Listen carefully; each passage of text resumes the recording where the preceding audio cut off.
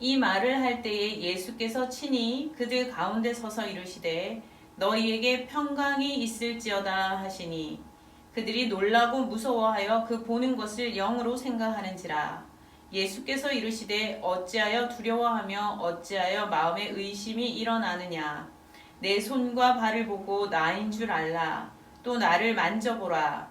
영은 살과 뼈가 없으되 너희 보는 바와 같이 나는 있느니라. 이 말씀을 하시고 손과 발을 보이시나 그들이 너무 기쁨으로 아직도 믿지 못하고 놀랍게 여길 때에 이르시되 여기 무슨 먹을 것이 있느냐 하시니 이에 구운 생선 한 토막을 드리니 받으사 그 앞에서 잡수시더라. 또 이르시되 내가 너희와 함께 있을 때에 너희에게 말한 바 곧 모세의 율법과 선지자의 글과 시편에 나를 가리켜 기록된 모든 것이 이루어져야 하리라 한 말이 이것이라 하시고 이에 그들의 마음을 열어 성경을 깨닫게 하시고 또 이르시되 이같이 그리스도가 고난을 받고 제3일에 죽은 자 가운데서 살아날 것과 또 그의 이름으로 죄사함을 받게 하는 회개가 예루살렘에서 시작하여 모든 족속에게 전파될 것이 기록되었으니 너희는 이 모든 일의 증인이라. 볼지어다 내가 내 아버지께서 약속하신 것을 너희에게 보내리니 너희는 위로부터 능력으로 입혀질 때까지 이 성에 머물라 하시니라.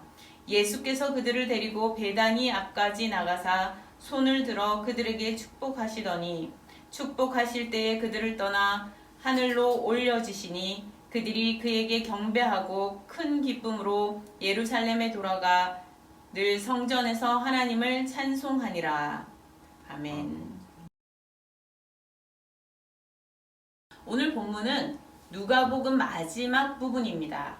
예수께서 11 제자들에게 나타나신 일입니다. 그리고 그들에게 축복하여 주시고 이제 하늘로 올리우시는, 그래서 이별하시는 장면이라 할 수 있겠습니다. 예수께서 11 제자들에게 친히 자신을 보이시며 죽음이 영원한 이별이 아니었음을 보여주셨습니다.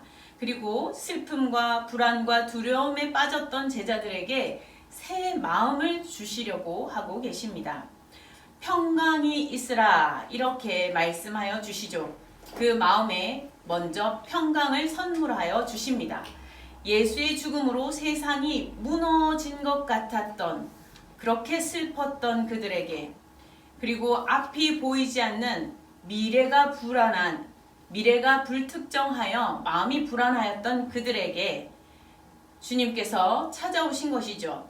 또 예수를 적대시하는 무리들의 그 힘, 예수까지 십자가에 처형시키는 그들의 그 사악한 힘을 무서워하고 죽음의 공포 앞에서 떨고 있었던 그들에게, 그 제자들에게 주님께서 찾아오셔서 평강을 선물하여 주셨습니다.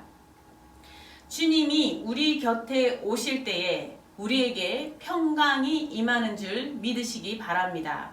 세상이 무너질 것 같은 끔찍하고 두려운 마음이 들 때에도 우리는 주님을 찾아야 합니다. 주님을 불러야 합니다. 주님 앞에 나아가야 합니다.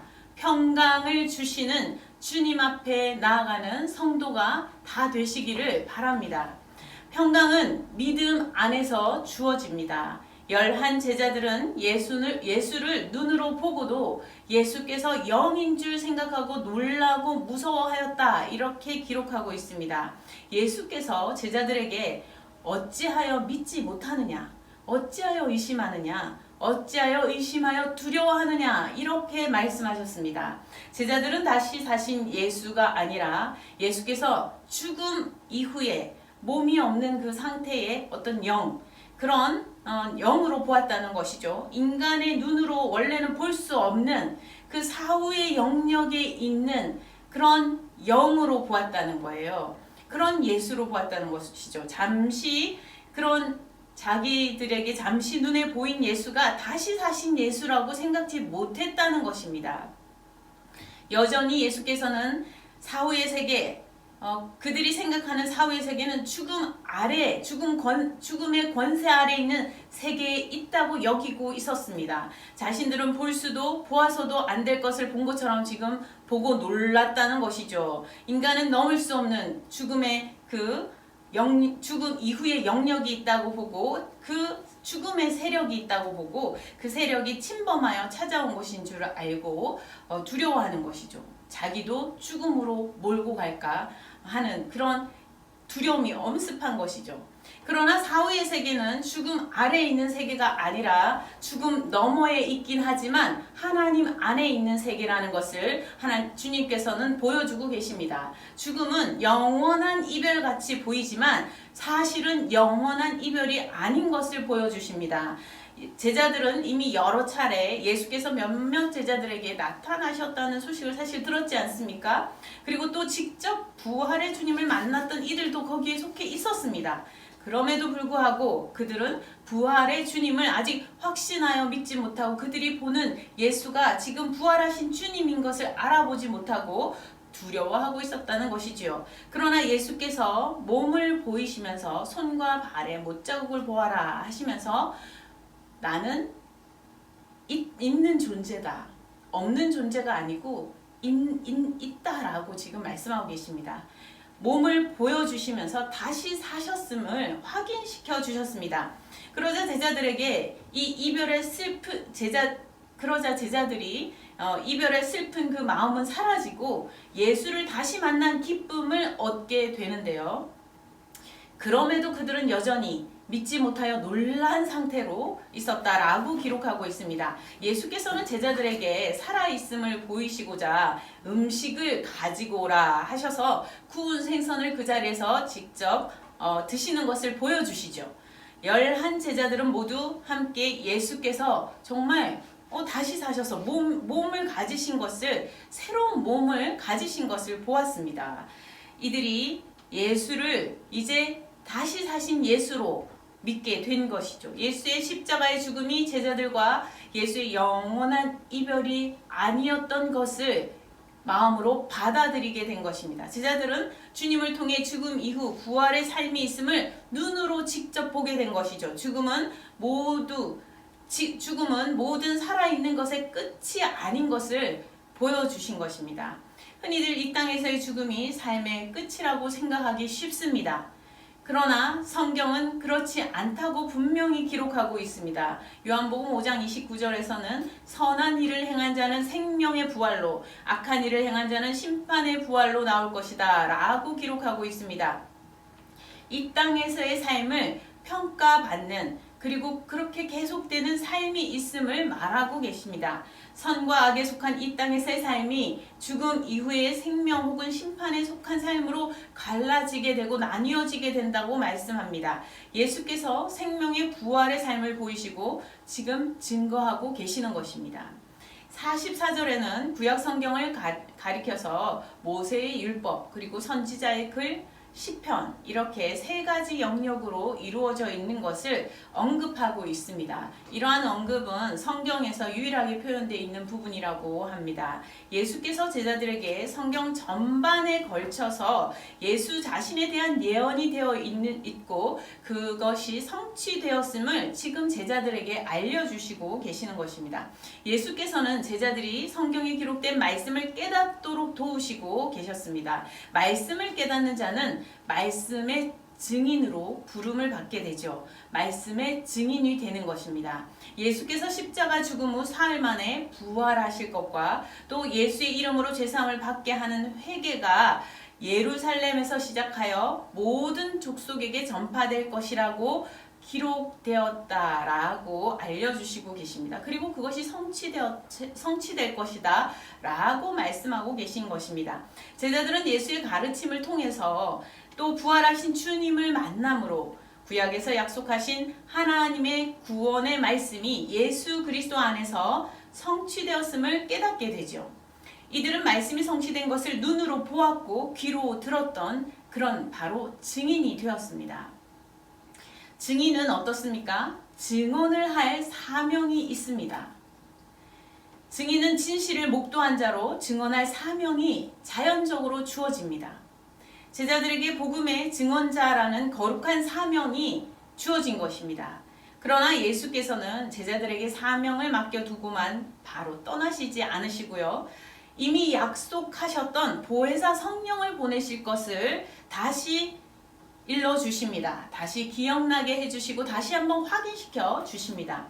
49절을 보니까 아버지께서 약속하신 것을 내가 보내겠다 이렇게 말씀하시죠. 너희는 위로부터 능력으로 입혀질 것이다 이렇게 말씀하고 계십니다. 그러니 그때까지 이 성에 머물러라 이렇게 명하시는데요. 제자들이 복음의 증인으로 설 준비를 할 수 있도록 돕겠다고 말씀하고 계시는 것입니다.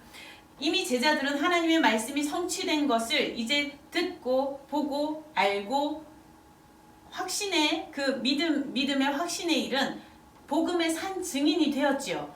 그럼에도 증인이 증언을 하기 위해서는 준비가 필요합니다. 증인이 되었다고 다 증언을 하는 것은 아니라는 것이죠. 증인이 되었다고 모두 복음을 전하는 것은 아닙니다. 증인이 복음을 전하기 위해서는 준비가 필요합니다. 복음을 증언할 용기와 능력이 필요한 것이죠. 이 능력은 위로부터 임한다 라고 말씀하고 계십니다. 제자들 그 자신이 그들의 노력과 그들의 능력으로만 할 수 있는 일이 아니라는 거예요. 성령이 임하시어 성령이 도우시고 함께 하시는 가운데에 성령의 능력을 힘입어서 복음의 증언자로 설 수 있게 된다라는 것을 말씀하여 주고 계십니다. 복음의 증인은 복음의 증언자로 부름을 받은 사람입니다. 증인은 증언자로 세움을 받을 사람들입니다. 그런데 복음 증언의 사명이 있지만 그 사명을 감당하기 위해서는 성령의 은혜가 필요한 것입니다. 성령의 능력이 필요한 것입니다. 그래서 하나님께서 친히 도우시고 함께 하시는 성령의 함께 하신 가운데서 증언자로 설 수 있게 되는 것입니다. 제자들은 하나님께서 능력 주실 때까지 예루살렘에서 한데 모여 함께 기다려야 했습니다. 마치 민들레 홀씨가 그 씨앗 하나하나가 단단해지기 전까지는 이렇게 함께 모여서 한 덩이로 있지 않습니까? 마치 그런 것처럼 그렇게 이제 단단하게 그 작은 씨앗들이 연걸어지고 난 이후에 이 씨앗들이 하나씩 사방으로 흩어지면서 날아가 새로운 땅에 씨앗을 떨어뜨리고 싹을 틔우고 그곳에서 꽃을 피우는 것과도 같이 예수의 제자들이 함께 모여 성령의 능력의 입힘을 받을 때까지 함께 하라는 것입니다. 예수께서는 제자들을 데리고 베다니로 나가셨다 기록하고 있습니다. 그리고 예수께서 손을 들어 그들을 축복하셨습니다. 마치 예배의 마지막처럼 주님께서는 그들을 축복하시고 계십니다. 그리고 하늘로 올리우셨습니다. 제자들은 주님 주시는 평강을 얻었고요. 예수를 다시 만난 기쁨을 얻었습니다. 부활하신 주님을 다시 만난 기쁨을 얻었습니다. 성경에 약속된 말씀이 성취된 복음의 확신도 얻었습니다. 위로부터 능력 주시겠다는 말씀에 위로와 힘도 얻었습니다. 축복하여 주심으로 하나님의 복받은 자로 세워주심을 또한 얻었습니다. 그리고 하늘로 올리우시는 주님을 바라보면서 이제는 제자들과 예수의 이별이 슬픔의 이별이 아니라 하늘의 놀라운 영광을 목도하는 그런 영광스러운 이별이었다는 것입니다. 제자들은 큰 기쁨으로 그래서 돌아갈 수 있게 되었습니다. 예루살렘에 돌아가 그들은 성전에 머물며 늘 찬송하였다고 하였습니다. 하나님께 찬송을 돌렸지요. 하나님께 찬양을, 영광을 돌렸다는 것입니다. 제자들은 성령을 기다리며 늘 성전에서 하나님을 찬송하였다. 이렇게 누가복음은 마무리하고 있습니다. 제자들이 있을 곳은 성전이었지요. 주님께서 12살 때에 내가 있을 곳을 아버지의 집이라고 하였던 것처럼 제자들이 머물 곳도 역시 하나님의 집이었습니다. 그들은 주님의 약속의 말씀을 기다리며 그들이 있어야 할 곳에 있었지요. 그리고 그들은 속에서 솟아나는 찬송을 하나님께 드렸습니다. 그 전에는 의심이 일어나던 그 마음이 이제는 찬송이 솟아나는 마음이 되었습니다. 찬송은 그저 가락 있는 노래 중에 어떤 하나가 아닙니다. 찬송은 하나님을 향한 노래입니다. 믿음의 노래입니다. 노래 중에 노래며 최고의 노래이며 진정한 노래입니다. 제자들은 부활 후 승천하신 주님을 기억하며 하나님을 찬송하였습니다. 우리도 예수의 그리스도 되심을 깨닫고 믿는 복음의 증인이 되었지요. 그러나 나 한 사람 주님을 믿고 살기도 어려울 때도 있습니다. 우리는 복음의 증인이 되었지만 복음의 증언자로 사는 것은, 그 사명을 감당하는 것은 또한 용기가 필요하고 능력이 필요합니다. 그것을 위해서는 이 제자들처럼 성령의 능력을 힘입어야 합니다. 성령의 도우심을 힘입어야 합니다. 하나님의 도우심을 힘입어야 하는 것입니다. 복음의 증언자의 사명을 감당할 수 있게 되는 그런 제자들처럼 말입니다. 우리가 여러 기도 제목들을 가지고 하나님 앞에 기도하며 응답을 기다리기도 하지 않습니까? 그런 우리의 그 기다림, 간절한 기다림보다도 우리가 더욱더 기다려야 할 것은 무엇일까요? 우리 복음의 증인이 된 자로서 이 증인의 사명을 감당할, 나의 사명을 감당할 그 증언자의 사명을 감당할 수 있도록 성령의 도우심을 구하는 것입니다. 성령의 도우심을 기다리는 것입니다. 성령의 함께 하심을 기다리는 것입니다. 함께 우리도 제자들처럼 모여 찬송합시다. 하나님을 찬송합시다. 우리를 구원하시는, 그리고 그 구원을 이루셔서 예수 그리스도를 통해서 온전히 이루어 주시고 부활의 그 능력을 보여주시고 부활의 미래를 선물하여 주시는 하나님을 찬송합시다. 예수를 다시 살리시고 하늘로 올리신 하나님을 함께 찬양합시다.